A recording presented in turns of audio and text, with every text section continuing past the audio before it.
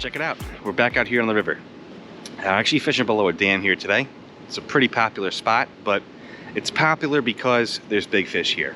We're targeting big fish, specifically lake sturgeon. It's the time of year where we can really get a couple, so I really want to get a couple.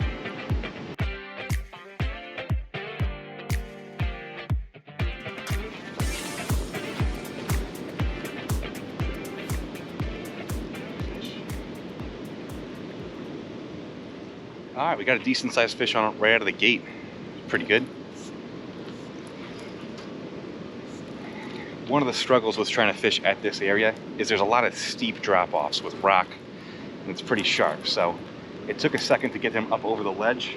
I just got him over the ledge, so now we're actually gonna be able to see what we got. It is a little sturge. Let's check him out here real quick.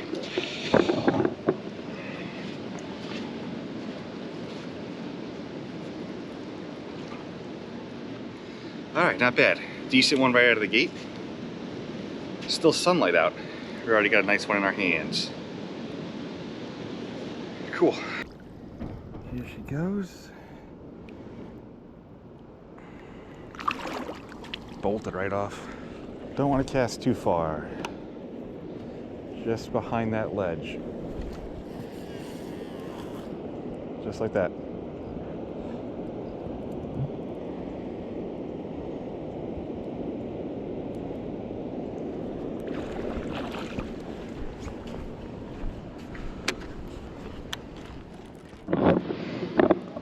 Well, that one looks like it's got a fish on. Yep. Another one on. So far so good. He's just coming right over this ledge pretty easily.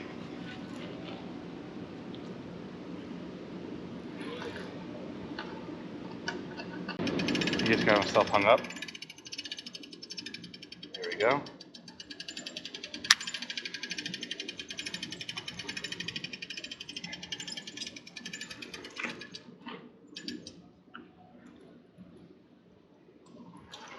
I'll be right back. Alrighty. This guy's a little bit stuck. So I'm gonna walk out there and see what's going on. I still feel him on. Just taking it nice and slow. Alright, well here's what's going on. There's my fish.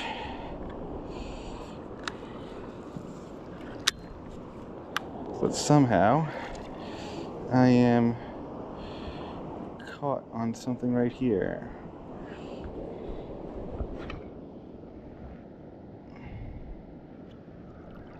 How is this even happening?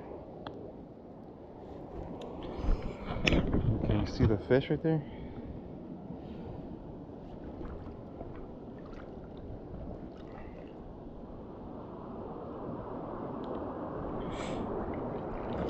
Alrighty. There she is. Alright. Let's walk her back and deal with this. Check it out, fish number 2. This guy somehow got himself stuck on a snag out there, and he's got a hook. Someone snagged him. That stinks for him. He's got a hook out of his side. Little sturgeon number 2. We're doing good. There's definitely fish here tonight. Just want to talk to you about why I look so ridiculous in my waders. This is a section of water that's like got such steep drop-offs that I got to be able to walk out to that drop-off sometimes and get my fish up over it.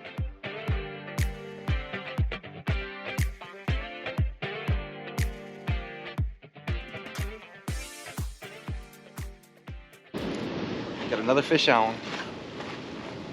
This one feels a little bit smaller.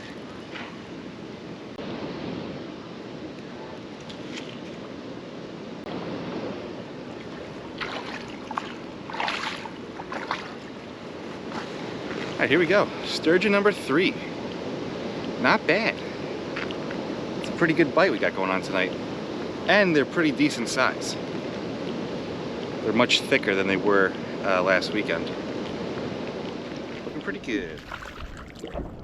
Here we go. Nice sturge.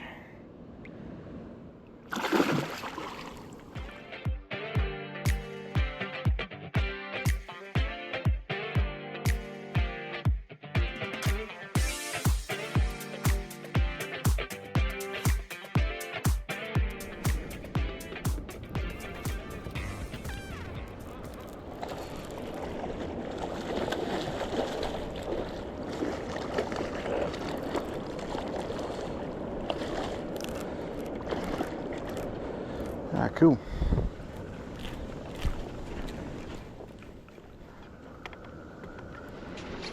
Here's another one. All cookie cutter size, but they sure are fun. This guy jumped a couple of times, which made it even better. Just hard to get that on camera at night, you know? But one of my favorite fish of all time, for sure. I guess he's a little smaller than the last couple. Takes off just as strongly though.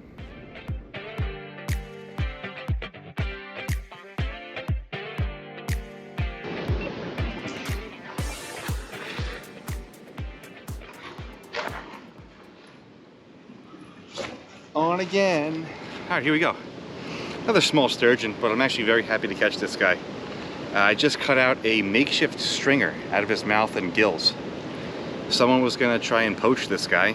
He's way too small, but yeah, luckily he was pretty strong and got off the stringer and broke it. Then he ate my bait and I helped him out. Got all that line out of his gills, but it's disgusting that someone would try and kill this guy just to eat him like that. He's not big enough. Let's get him back. He deserves to go back. Still gonna put other bait on that other hook, but I look over and this rod's bent over pretty good. It's on. We're having a killer night right now. No matter where I put it, it gets picked up. It's the season of the sturge. Every bait's getting picked up quickly too, which is awesome. So I just felt this one get to the edge and I can't get him up over it, so I'm gonna give him some slack, try and have him swim out and then come up and I can pull him up over. You can't always just muscle the fish in, you gotta kind of play it and realize what's happening.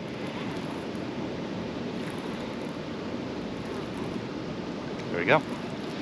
Just like that, he just came right over the ledge for us.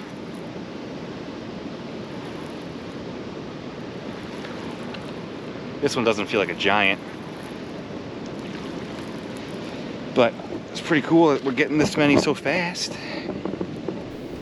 We are on track to have a killer night here right now. The bites are coming fast and furious. I'm actually going to fast forward through some of them and talk about a pretty big safety tip. And that safety tip is walking or wading in the river below a dam at night. I definitely don't recommend just going to any spot that you've never fished before. I'm very familiar with this area. I fish in the daytime as well as going out on the kayak with the depth finder. I know where my safer areas are. That being said, even when I am wading out there, I don't go past my knee. If I can't get the fish unsnagged from that depth, I'm going to try and break it off or do something else. The area I'm casting my baits into is probably 15 to 18 foot deep, and it's definitely an area you don't want to fall in, especially at night. It's just a recipe for disaster, so just don't do it. That's bouncing. There she is. That's a good one. Yep. That's a good one. No. Oh. My line was on something and popped off. I still got the fish on. Still got the fish.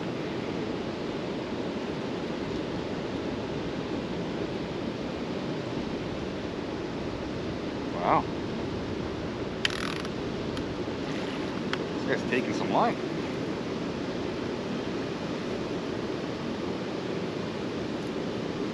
Alrighty. Again, I got him to the bar, then I got him stuck on the bar. So I'm just letting him take some line right now. That's him swimming away. I want him to go past the bar so I can get him up over again.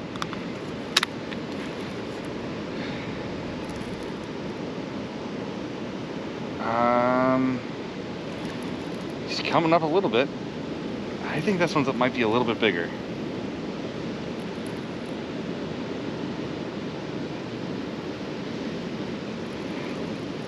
Got him up over. This one might jump.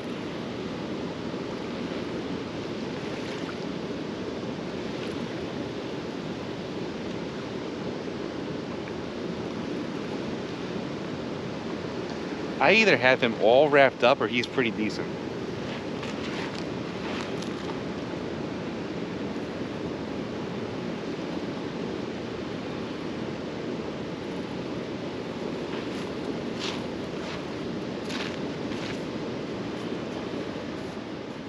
Alright, we got another sturgeon on the night. We're having an incredible night here as far as numbers go. This one fought really, really well. It was wrapped up in the line though, so I was kind of pulling it sideways, and it had a huge clump of grass around the weight of the line, so it just felt so much bigger. I feel this one. It's a strong one though. It's a strong one. Probably one of the bigger ones of the night. Gonna get her back. Here you go, my friend.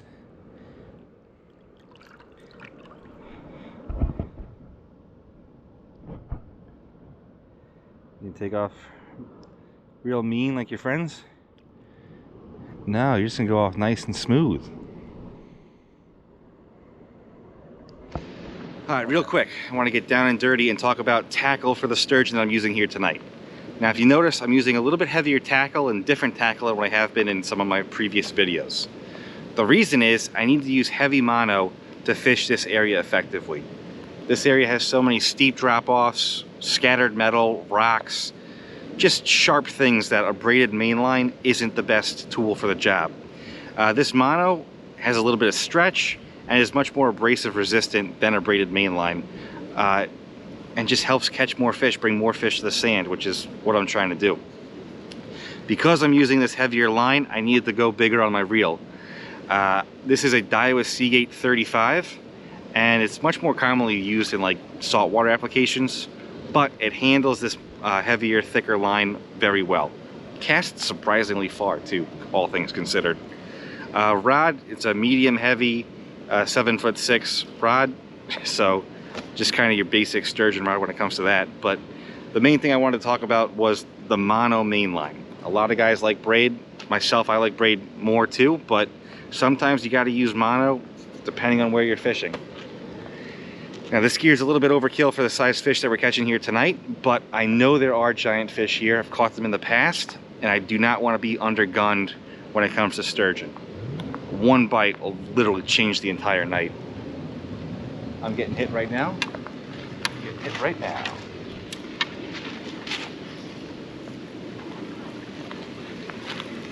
Fish on! Oh no, it's raining. This one might honestly be my last fish of the night. I wasn't expecting it to be a rainy night. Didn't bring a rain jacket, but more importantly, I don't have anything for this camera. This camera cannot get wet. All right, one last small sturgeon. Probably gonna end it here. Got to get this camera back in the box and hopefully not destroy it. It's been a fun night. I appreciate you guys watching.